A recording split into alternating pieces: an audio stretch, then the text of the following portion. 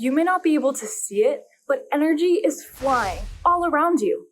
All matter is made of atoms, and in order to have balance between positive and negative forces, unstable atoms will get rid of excess energy, and this spontaneous emission is called radiation. Electromagnetic and particle radiation can be understood on Earth, but what happens to these principles in space, and how will it affect astronauts and future space explorers?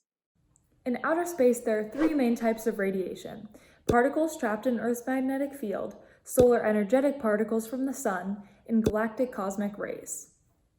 With galactic cosmic rays, the nuclei of atoms have had their surrounding electrons stripped away, so they hurtle through space at the speed of light and can cause the ionization of other atoms they pass through.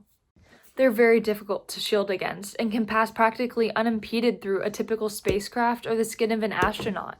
This can have some serious consequences, like cancer, damage to the central nervous or cardiovascular systems, and damage to DNA, where strands or even bases can be broken or knocked out. Natural repairs may not be effective, which can lead to mutations and eventually cancer. Radiation exposure can also hinder the process of generating new cells in the brain, called neurogenesis. This is not good and can lead to cognitive impairment and memory deficits. Okay, we get it. Space radiation is bad, but how can we stop it? Wow, I'm so glad you asked. The three factors that affect radiation are time, shielding, and distance. On Earth, if you want to get an X-ray, however long the machine is on is your time. Lead blankets can provide shielding, and you can move away from the source. But the spacecraft is constantly surrounded by radiation, which essentially eliminates the time and distance factors. Space agencies can take operational countermeasures that limit astronaut exposure, but this still doesn't directly combat the actual issue of stopping space radiation from harming astronauts.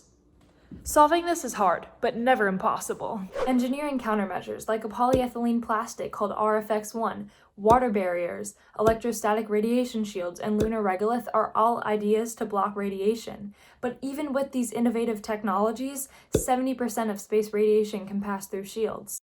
Medical and dietary supplements are also important in combating ionizing radiation. Eating antioxidants like vitamin C and A may help by soaking up radiation-produced free radicals before they can do any harm. Time to eat some oranges! Pectin fiber increases the rate at which radioactive substances are eliminated from the body. Radioprotectants are drugs that can facilitate faster recovery from radiation damage, but they may have negative side effects such as nausea, hypotension, weakness, and fatigue. As astronauts go out to explore the next frontier, the universe keeps expanding, and so do the mysteries left for us, the next generation, to solve.